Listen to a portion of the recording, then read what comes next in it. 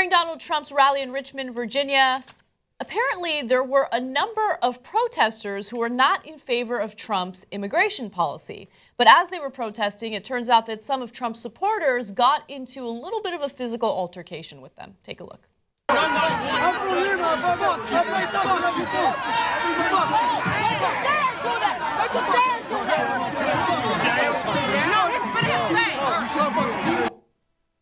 Wow. This stuff's going to get ugly, man, real soon. It's already ugly. First of all, you know, you got people clashing now. These are Trump supporters. I mean, we already had the guys in Boston who beat up a homeless guy claiming he wasn't an American citizen just because he was Latino. Yeah. And he had no power. He was homeless. He had no chance to fight back. So they're like, perfect target, right? Just beat up on someone who can't fight back. Those classic, and they said they did it for Trump. And Trump said, oh, my supporters are a little enthusiastic sometimes. And now here he is with more enthusiastic supporters. That should have been more violent because that guy spit in that guy's face right there and then. It is a minor miracle that didn't evolve into violence immediately. I mean, a great percentage of the time, that ends in violence, okay? You don't spit in somebody's face. Look, man, if you spit in a Republican's face, he would probably take out an Uzi and murder half the crowd. Yep. Right?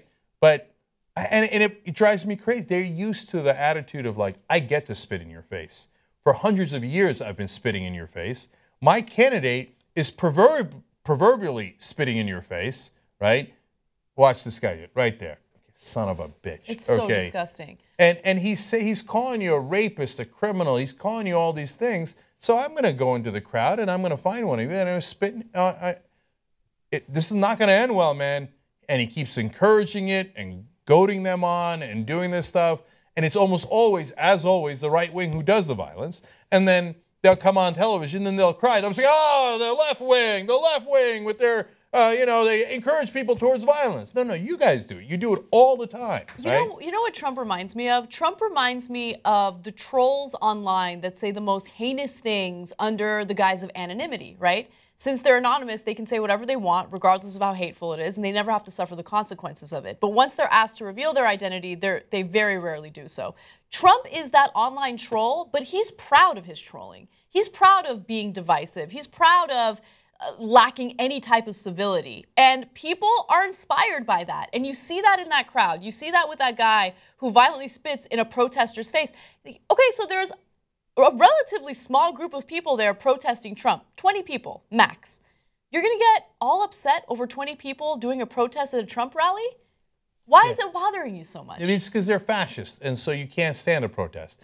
Look, I get it. You know, I say this all the time. You got to let people talk, right? So if you got a protest that is shouting down the person trying to speak, whether they're a Democrat or Republican, at some point you got to conclude the protest and move on, okay? And I get it if at some point cops come in and go, hey guys, you had your say, now we got to go forward, right? So I'm not opposed to that. Again, it doesn't matter if you're a Democrat or Republican, the protesters are Democrat or Republican. There has to come a point where it comes to a conclusion so that the speaker can speak. No problem with that, right? Yeah. It's another thing when, Trump claims there's 5,000 people and then well, of course, no, I'm sorry. There were 5,000 people. According to reporters, there were 5,000 people. Trump says there were 7,000 people and that the protesters were only 10. Well, then you should feel even more embarrassed that 7,000 people are bullying 10 protesters, right? And so when you go and start bullying them and doing the things that we see there, to extend your analogy, Trump encourages it, and this is, well, I didn't do it, right? So I'm like the violence and the physicality is anonymous. You can't assign it to Donald Trump because I didn't do it, right? Now, did I encourage it? Did I egg the trolls on that are getting physical with the other side? You can't pin it on me. I didn't do it myself. And he does it all the time. He did. Remember when they kicked out Jorge Ramos out of the press conference? Yes. And we showed on tape, Trump goes like this to the security guards. The security guards go get Jorge Ramos and throw him out even though he's a journalist. Later, when Trump's asked about it, he said, I didn't do it. The security guards did it. I didn't tell him to do it.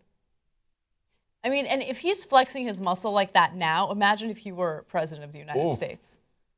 No, it's a scary thought, man. It really is. This is how fascism begins.